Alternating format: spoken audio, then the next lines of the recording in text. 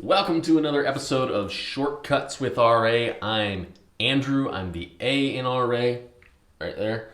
And today I want to kind of talk to you about one thing that came across my desk recently that I'm actually super excited about, but I thought it was a really great tip for all you guys out there running seminars.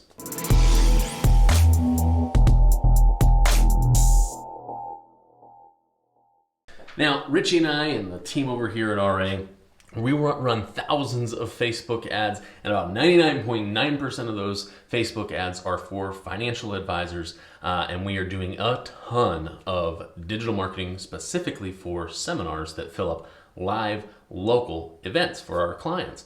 And you know what? The number one thing that people ask me right after the price is, what is the attendance like? How many people are going to be at my seminar? And you know what? My answer is unwaveringly the same almost every single time, and that is it's about 50%. 50 to 55% is what we have seen industry-wide, nationwide, as the average for these seminars. And you might be thinking, man, that kind of sucks. 50% of the people that register show up. It's actually pretty much standard in the digital marketing world. It's what we've seen. It's what our competitors have seen. It's pretty much what we're all reporting is about 50% attendance. So that being said, that being the baseline, is there anything that we can do to improve that? And I want to come to you today with a quick answer to say, yes, there are things that we can do. I got off the phone about, an hour ago with one of my new favorite clients, and I was following up with her after her workshop, and I said, you know what, Kathy, I'd love to know how many people attended your workshop and what you felt like the quality was and this and that and the other, all the same basic questions that I ask every single one of our clients after they run one of our programs. And she had this super excited tone in her voice, so I knew it was going to be good. And she said, Andrew, we had 80% attendance. And my jaw just absolutely hit the floor because, occasionally we get 65, sometimes 70, especially if we're doing dinner seminars. We'll see 70, 75 pretty regularly. But like I said, nationwide average is right there around 50, 55% on our campaign. So when somebody tells me they get 80, I'm just flabbergasted. I'm super excited because obviously their message resonated with their audience. So whenever somebody has really great results like that, the first thing I say to them is, what did you do?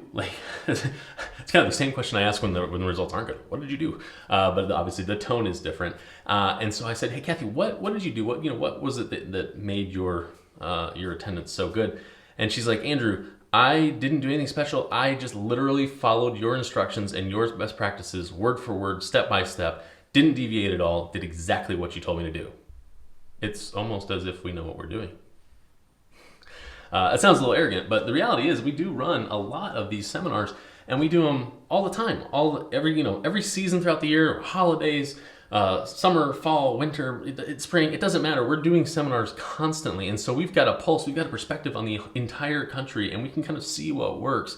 And we've developed our best practices around that. This is not just something that, we hope this will work. We think this might work. No, we've seen time and time again, the way to get the best results is to follow these best practices throughout a confirmation process. And if you do that, you're going to have better results. Now, I'm not going to sit here and promise you that you're going to get 80% attendance if you follow our best practices. But what I can promise you is that if you follow our best practices, you will have better results than if you do not follow our best practices.